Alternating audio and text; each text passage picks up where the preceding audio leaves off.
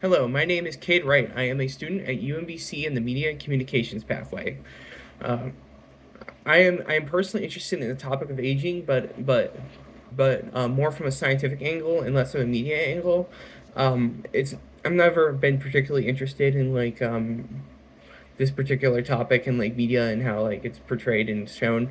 Mostly, I guess probably because I'm a younger person, so I don't think too much about being older and stuff from like a perspective of how other people see you and ageism and stuff like that.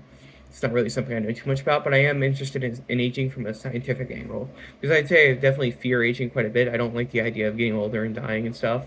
Um, but I think in my lifetime there'll be, considering scientific advancements and stuff, there'll be some way to counteract it. It might be something simple like a drug that just counters it, or you'll need to replace your organs with cybernetic replacements. But I think there'll be some way to do it in my lifetime to live on, regardless of aging.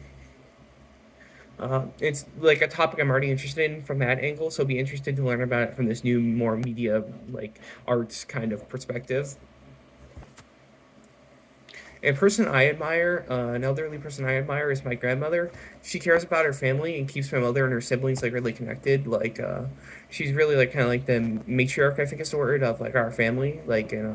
Keeps our extended family like all together and makes her like she organizes these summer and winter events. Like sometimes we'll meet up all for Christmas at like their condo in Florida, and that's really how I know my cousins from like my mother's side and stuff. And I probably wouldn't really know them if it wasn't for my grandmother. Like when we were younger, we did this thing where we went to this place called Lakeside every year, and she'd rent a house out there, and we'd stay there for like a few weeks in the summer. So yeah, that's really something that like really kept our family together. Like I didn't really understand like the financial and time commitments that must have taken back then, but now I really do. Now I'm older and I understand like how important it is to like keep the family like together and how much work she must have put into that. Uh, the best part of successful aging to me is allowing you to have the benefits and knowledge of a lifetime lives while minimizing the cognitive and physical effects of aging.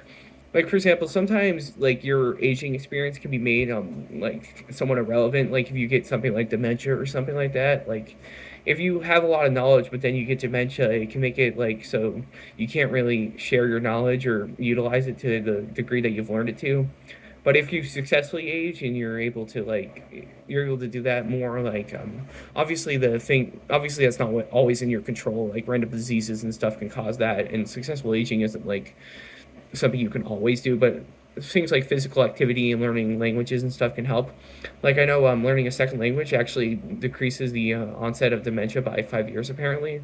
I mean don't like quote that scientifically, but I just heard that from my teacher and stuff a while ago. And It's really interesting to see like how the some of the oldest people are the most knowledgeable and masters of their craft and stuff. Like for example, some of like the best martial artists in the world are like really older, and they're able to like just do martial arts at like a really high level because they've been learning it for so long, and because they're also martial artists, they're more physically fit and also mentally train themselves too, like doing meditation and stuff, which really helps you mentally and physically maintain your body when you're keeping it active. So even into your older age, like 70s and 80s and stuff, you can still be capable of moving around and doing stuff. So I think that's really interesting and like an example of how successful aging really allows elderly people to live up to their full potential and be more useful in some degrees than much younger people. Uh, I think what's amazing about aging is the mental and emotional progress you make in your older life. People hold an immense amount of wisdom regardless of their intelligence or lifestyle. They have lived so long that whatever they spent doing their life, they have it to like a master level. Again, that could be like countered by like dementia and stuff like that. If you're like too mentally or physically ill to really take advantage of all the knowledge you've gathered, it doesn't really matter as much.